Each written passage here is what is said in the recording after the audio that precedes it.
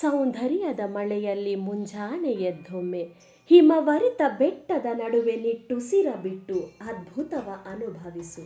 ಹಿಮ ಕರಗಿ ಇಬ್ಬನಿಯಾಗಿ ಎಲೆಯಿಂದ ಜಾರಿ ನೆಲಕ್ಕೆ ಕಾಲೂರಿದಾಗ ಸೃಷ್ಟಿಯೇ ಸಿಂಗಾರಗೊಂಡು ಹಸಿರು ಸೀರೆಯ ನುಟ್ಟು ಮದುಮಗಳಾಗಿ ನಿನ್ನ ಮುಂದೆ ನಿಂತಂತೆ ಕಾಣುವುದು. ಸೌಂದರ್ಯದ ಮಡಿಲಲ್ಲಿ ಅದ್ಭುತವ ಅನುಭವಿಸಿದಾಗ ಪುಣ್ಯಾತ್ಮ ನೀನೆಂದು ತನ್ಮಯನಾಗು. ಹೀಗೆ ಪ್ರಕೃತಿಯನ್ನು ಹರಸಿ ಹೋದಾಗ ನಾವು ಬಂದು ನಿಂತದ್ದು ಸೀಗೆಗುಡ್ಡ ಬೆಟ್ಟದ ತುದಿಯಲ್ಲಿ. ನಯನ ಮನೋಹರವಾದ ಈ ಸ್ಥಳ ಇರುವುದು ಹಾಸನದಿಂದ ಸುಮಾರು 15 ಕಿಲೋಮೀಟರ್ ದೂರದಲ್ಲಿ. ಈ ಗುಡ್ಡ ಈಗಲೂ ಒಂದು ಪವಿತ್ರ ಪೂಜಾ ಸ್ಥಳವಾಗಿ ಅನೇಕ ಭಕ್ತಾದಿಗಳನ್ನು ಆಕರ್ಷಿಸುತ್ತಿದೆ.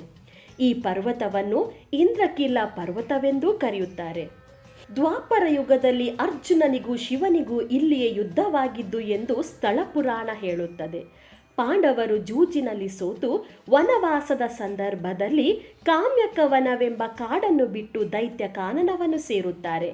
ಇಲ್ಲಿ ವೇದವ್ಯಾಸ ಮುನಿಯ ದರ್ಶನವಾಗಿ ವೇದವ್ಯಾಸರು ಪಾಂಡವರನ್ನು ಕುರಿತು, ನೀವು ಮುಂದೆ ರಾಜ್ಯವನ್ನು ಪಡೆಯಬೇಕಾದರೆ ಕೌರವರೊಡನೆ ಯುದ್ಧ ಮಾಡುವ ಸಂದರ್ಭ ಬರುತ್ತದೆ. ಆಗ ನಿಮಗೆ ಅಗತ್ಯವಾದ ಶಸ್ತ್ರಾಸ್ತ್ರಗಳ ಅವಶ್ಯಕತೆ ಇದೆ. ಹಾಗಾಗಿ ಅಗತ್ಯ ಶಸ್ತ್ರಾಸ್ತ್ರಗಳನ್ನು ಪಡೆದುಕೊಳ್ಳಲು ಅರ್ಜುನನು ಶಿವನನ್ನು ಕುರಿತು ತಪಸ್ಸನ್ನಾಚರಿಸಲಿ. ಆಗ ಶಿವನು ಇವನ ತಪಸ್ಸಿಗೆ ಮೆಚ್ಚಿ ನಿಮಗೆ ಬೇಕಾದ ವರಗಳನ್ನು ಕೇಳಲು ಹೇಳುತ್ತಾರೆ. ಆಗ ನಿಮಗೆ ಬೇಕಾದ ಶಸ್ತ್ರಾಸ್ತ್ರಗಳನ್ನು ಪಡೆಯಬಹುದು ಎಂದು ಹೇಳಿದಾಗ ಅರ್ಜುನ ಕಾವಿ ಧರಿಸಿ ತಪಸ್ಸಿಗೆ ಕೂರುತ್ತಾನೆ. ಇತ್ತ ಪಾರ್ವತಿ ದೇವಿಯು ಅರ್ಜುನನ ಬಿಲ್ವಿದ್ಯೆಯ ಪರಾಕ್ರಮವನ್ನು ಅರಿತು ಆತನನ್ನು ನೋಡುವ ಬಯಕೆಯನ್ನು ಶಿವನಲ್ಲಿ ಪ್ರಸ್ತಾಪಿಸುತ್ತಾಳೆ. ಹಾಗಾಗಿ ಶಿವನು ಕಿರಾತಕನ ವೇಷದಲ್ಲಿ ಹಾಗೂ ಪಾರ್ವತಿಯು ಶಬರಿಯ ವೇಷದಲ್ಲಿ ಅರ್ಜುನನ ಬಳಿ ಬೇಟೆಯ ನೆಪದಲ್ಲಿ ಹೋಗುತ್ತಾರೆ.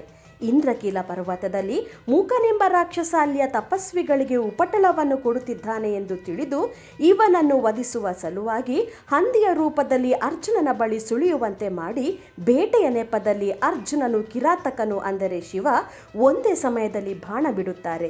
ಹೀಗೆ ಬಾಣದೇಟಿಗೆ ಸತ್ತ ಹಂದಿ, ಆ ಹಂದಿ ನನಗೆ ಸೇರಬೇಕೆಂದು ಶಿವ, ಇಲ್ಲ ನನಗೆ ಸೇರಬೇಕೆಂದು ಅರ್ಜುನ. ಈ ಹಂದಿಯ ವಿಷಯದಲ್ಲಿ ಶಿವನಿಗೂ ಅರ್ಜುನನಿಗೂ ಯುದ್ಧ ನಡೆಯುತ್ತದೆ. ಯುದ್ಧ ಮಾಡುತ್ತಿರುವುದು ಶಿವನೊಂದಿಗೆ ಎಂದು ಅರ್ಜುನನಿಗೆ ಅರಿವಾಗುತ್ತದೆ.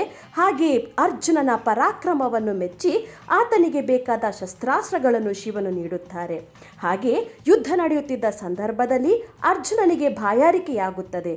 ಆ ಸಂದರ್ಭದಲ್ಲಿ ಹೆಬ್ಬೆಂಡೆಯ ಮೇಲೆ ತನ್ನ ಬಾಣವನ್ನು ಬಿಟ್ಟಾಗ ಗಂಗೆಯು ಉಕ್ಕಿ ಬರುತ್ತಾಳೆ. ಹಾಗಾಗಿ ಎಂತಹ ಬಿರು ಬೇಸಿಗೆಯಲ್ಲೂ ಇಲ್ಲಿ ನೀರು ಇಂಗುವುದಿಲ್ಲ. ಅರ್ಜುನ ಕಿರಾತಕ ಯುದ್ಧ ಭಂಗಿಯಲ್ಲಿರುವ ಪ್ರತಿಮೆ ಹಾಗೆ ಶಿವ ಧ್ಯಾನಾಸಕ್ತನಾಗಿರುವ ಸುಮಾರು 36 ಅಡಿ ಎತ್ತರದ ಪ್ರತಿಮೆಯನ್ನು ಇಲ್ಲಿ ಪ್ರತಿಷ್ಠಾಪಿಸಲಾಗಿದೆ.